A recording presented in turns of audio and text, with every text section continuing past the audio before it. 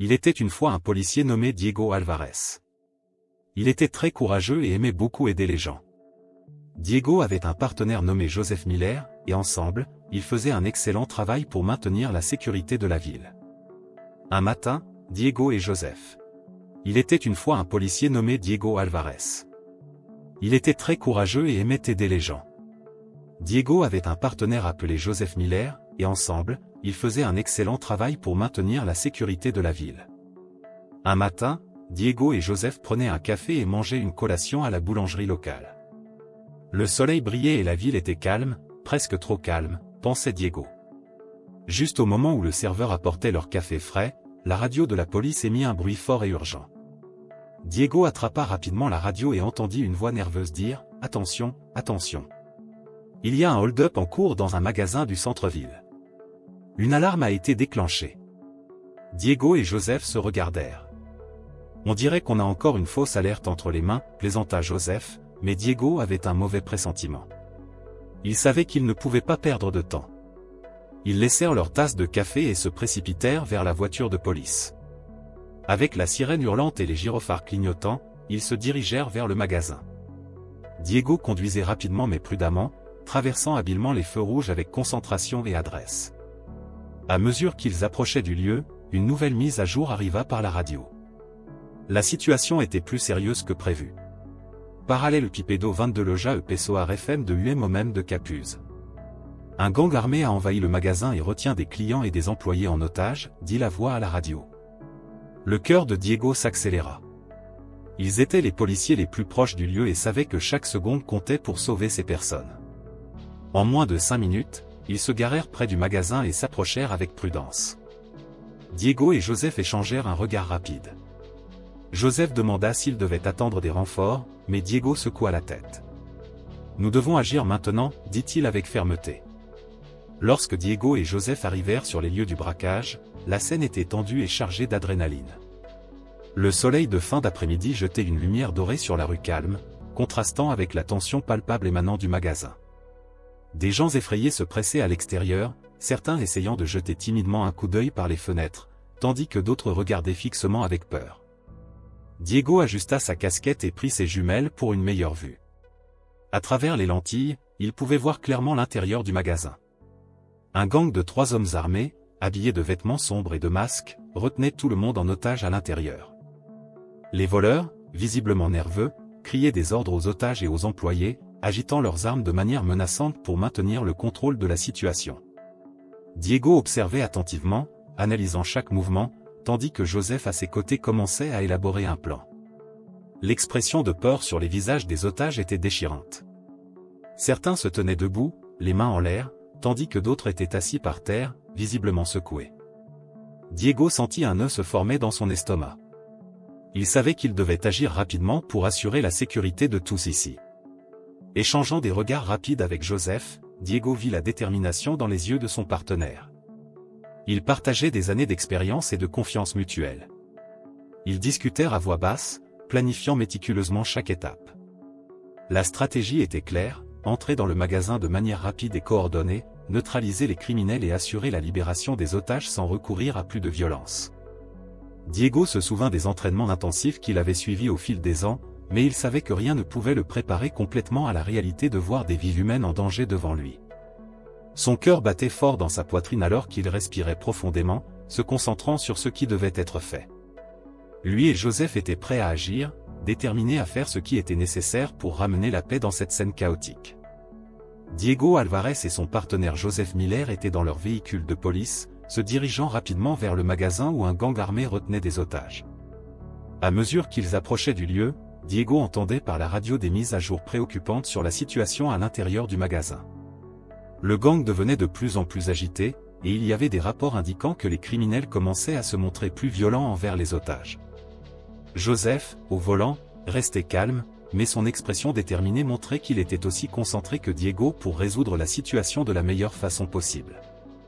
Diego ajusta sa ceinture de sécurité et prit la radio pour coordonner avec la centrale. Le soleil commençait à se coucher à l'horizon, teintant le ciel de teintes orangées et dorées alors qu'ils tournaient au coin de la rue et apercevaient le magasin devant eux.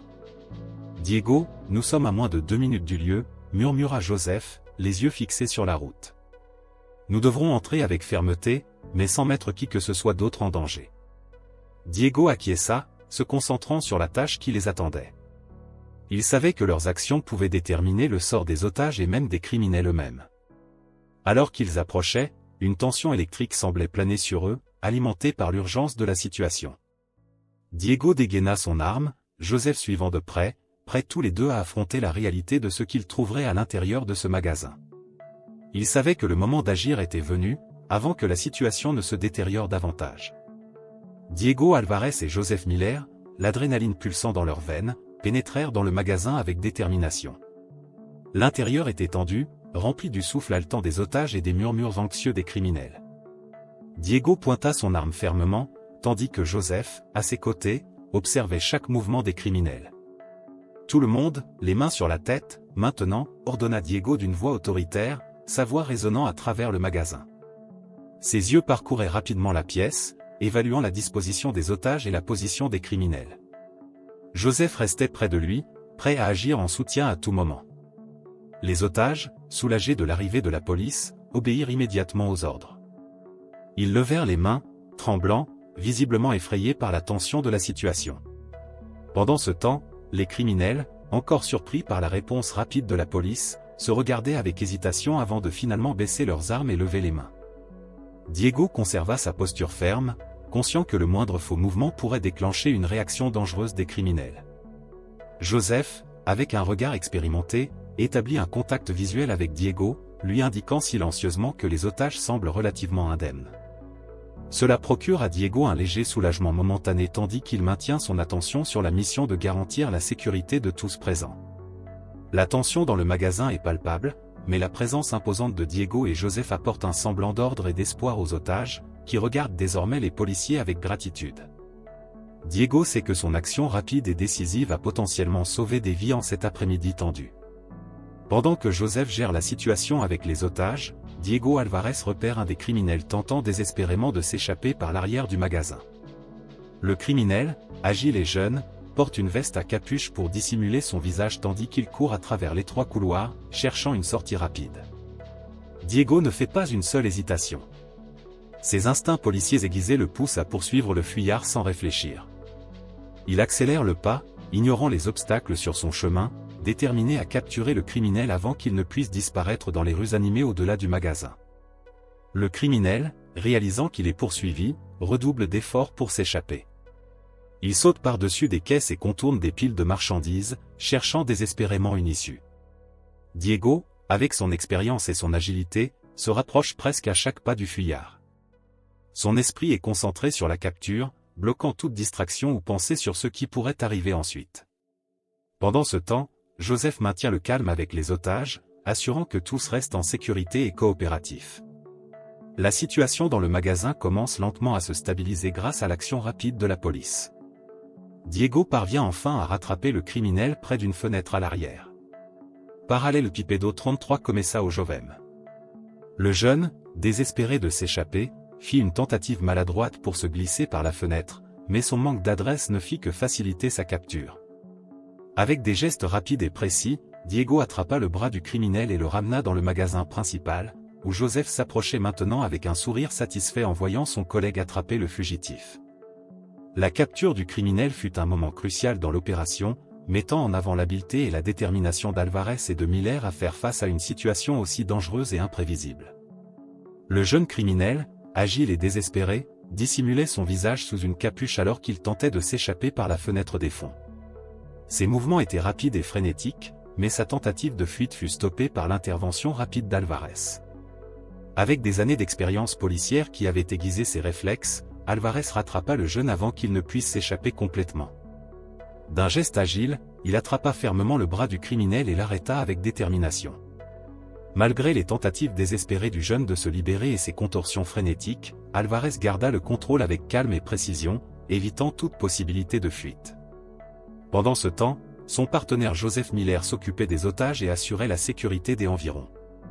La capture apporta un soulagement temporaire, mais la tension planait toujours tandis que les policiers s'assuraient que la situation était complètement sous contrôle. La présence du jeune à capuche, maintenant sous la garde d'Alvarez, mettait en lumière l'habileté et la résolution du policier face à des défis difficiles. C'était un moment crucial dans l'opération, démontrant l'engagement inflexible d'Alvarez et de Miller à protéger la communauté et à faire face à des criminels dangereux. Avec des mains fermes, Diego Alvarez, le policier expérimenté, retira lentement le capuchon qui couvrait le visage du jeune criminel qu'il venait de capturer. Un mélange de tension et de préoccupation dominait ses pensées alors qu'il se préparait à faire face à la réalité. Le capuchon se défit lentement, révélant non pas le visage d'un inconnu, mais le visage familier de son propre fils, Miguel. Un silence lourd pesa sur la scène. Alvarez resta stupéfait un instant, ses yeux croisant ceux de Miguel, remplis d'un mélange de honte, de peur et de désespoir. C'était un coup dévastateur pour le policier, confronté à la vérité incontestable que son fils était impliqué dans un crime grave. La révélation laissa Alvarez sans voix pendant un moment. Il lutta pour assimiler l'ampleur de ce qu'il venait de découvrir. Au milieu du chaos de l'opération policière, la vérité avait été révélée d'une manière que aucun entraînement ne pouvait le préparer. Miguel, son propre fils, se tenait maintenant devant lui comme un criminel capturé. Le cœur d'Alvarez se serra de douleur profonde. Il regarda Miguel, voyant non seulement le visage d'un criminel, mais aussi le visage du garçon qu'il avait élevé avec tant d'amour et de dévouement. La tragédie de la situation se déroulait devant lui, mettant à l'épreuve non seulement sa profession de policier, mais aussi son rôle de père. Alors qu'Alvarez assimilait la réalité choquante, le silence ne fut interrompu que par le lointain son des sirènes et la respiration tendue des policiers autour. La situation était maintenant beaucoup plus personnelle et complexe que tout affrontement habituel entre la police et les criminels. Miguel, les yeux humides et la voix tremblante de peur et de remords, tenta d'expliquer à son père, Alvarez, l'angoissante situation qui l'avait conduit à participer au crime. Assis au poste de police, il décrivit comment tout avait commencé après un accident de voiture dans un quartier abandonné. La voiture de Miguel et de ses amis avait heurté celle d'un trafiquant local, endommageant ses biens. À ce moment-là, un homme connu sous le nom de Brian surgit des ombres, exigeant une compensation de $500 pour les dommages. Brian, une figure redoutée dans la communauté, non seulement intimida Miguel et ses amis par la violence, mais menaça également leur vie s'ils ne coopéraient pas pour le braquage du magasin. Miguel révèle à Alvarez le poids écrasant qu'il a ressenti, la sensation d'être acculé dans une impasse où sa seule option semblait être de suivre les ordres de Brian pour assurer sa sécurité et celle de ses amis. Il avoue sa culpabilité de ne pas avoir fait confiance à son père dès le début, craignant de le mettre en danger en l'impliquant dans la situation dangereuse où il se trouvait. Pour Miguel, chaque mot est un combat pour expliquer l'inexplicable, alors qu'il confronte le poids de ses actions et l'impact qu'elles ont eu sur sa famille.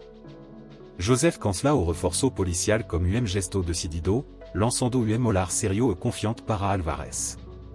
Et elle sait qu'ils ont la capacité et le devoir de gérer la situation sans attendre de renfort extérieur.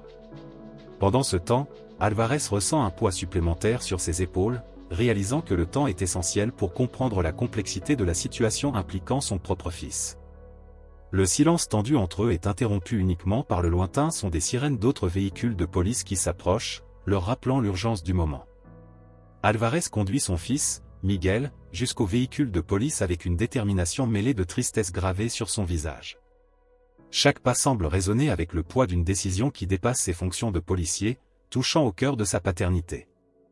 Les regards curieux des passants se mêlent à une tension palpable dans l'air alors qu'Alvarez et Miguel traversent la scène encore marquée par les signes d'une récente opération policière. Miguel, la tête baissée, porte le fardeau de ses actions, son silence marqué par une conscience lourde et l'inévitabilité des événements qui se sont déroulés. Pour Alvarez, chaque pas vers le véhicule est comme plonger plus profondément dans un tourbillon d'émotions contradictoires, le devoir professionnel d'appliquer la loi de manière impartiale et la douleur personnelle de voir son propre fils impliqué dans des activités criminelles. L'ambiance autour semble figée pendant un moment alors qu'Alvarez ouvre la porte arrière du véhicule et indique à Miguel d'entrer. Le son métallique des menottes se referme avec un clic, symbolisant non seulement la privation de la liberté physique de Miguel, mais aussi la rupture émotionnelle que cela représente pour la famille Alvarez. Assis à l'arrière du véhicule, Miguel reste silencieux, tandis qu'Alvarez ferme la porte avec un poids supplémentaire dans son cœur, sachant que le chemin à parcourir sera difficile pour tous les deux. Diego Alvarez, alors qu'il faisait face à la difficile décision d'arrêter son propre fils, Miguel, réfléchit à sa propre jeunesse et à un incident de vandalisme qui l'a profondément marqué. Adolescent, Diego et ses amis avaient été impliqués dans une farce imprudente sur un viaduc de la ville. Excités, ils avaient commencé à jeter des pierres sur les voitures passant en dessous, quelque chose qu'ils considéraient comme inoffensif à l'époque. Cependant, l'une des pierres lancées par Diego avait violemment frappé le pare-brise d'un véhicule en mouvement, blessant le conducteur et provoquant un accident grave qui avait bloqué la circulation pendant des heures. Cette expérience avait terrifié et culpabilisé Diego, lui enseignant une leçon sur les conséquences imprévisibles de ses actions et l'impact qu'elles peuvent avoir sur la vie des gens. Maintenant, alors qu'il faisait face à Miguel et à son implication dans des activités criminelles, Diego voyait des parallèles troublants entre son passé et le présent de son fils. Il se demandait si son propre manque de guidage dans sa jeunesse avait contribué de quelque manière que ce soit à la situation difficile dans laquelle Miguel se trouvait maintenant.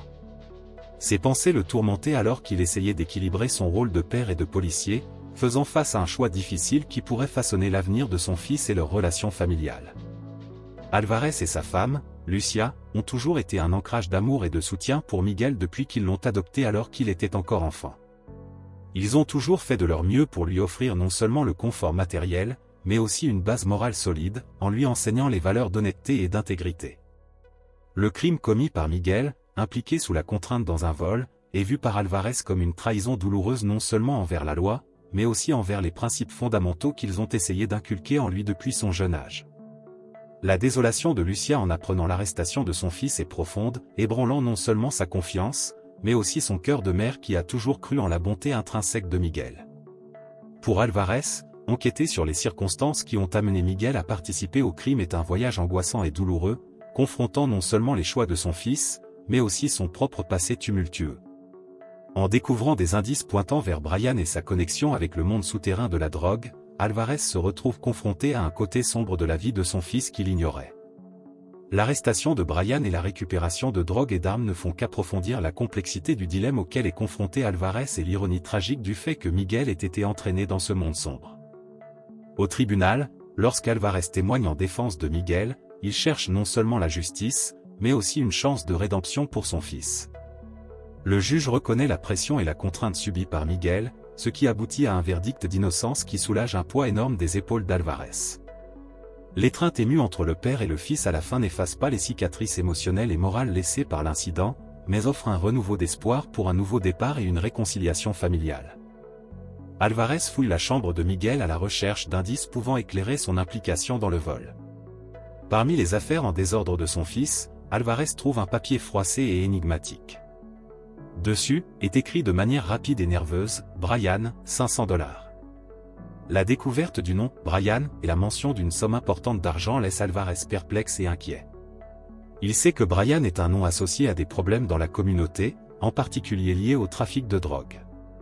La signification exacte de cette note n'est pas claire, mais Alvarez sent qu'il est confronté à une pièce importante du puzzle qui est la vie secrète de son fils. L'incertitude et l'angoisse se mêlent alors qu'Alvarez essaie de décrypter ce que ce message signifie. Miguel devait-il de l'argent à Brian ? Ou Brian avait-il un rôle dans le vol ?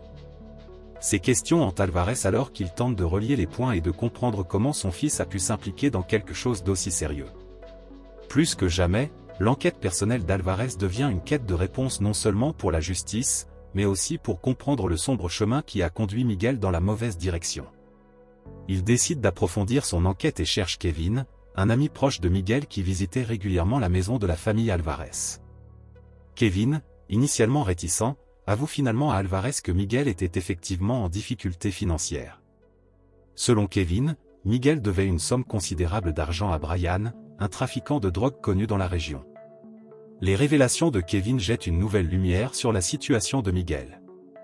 Alvarez réalise maintenant que son fils pourrait avoir été contraint de participer au vol pour rembourser sa dette envers Brian. Les préoccupations d'Alvarez s'intensifient en pensant aux conséquences dangereuses et potentiellement mortelles d'impliquer des personnes comme Brian. En même temps, Alvarez se retrouve confronté à un dilemme moral complexe.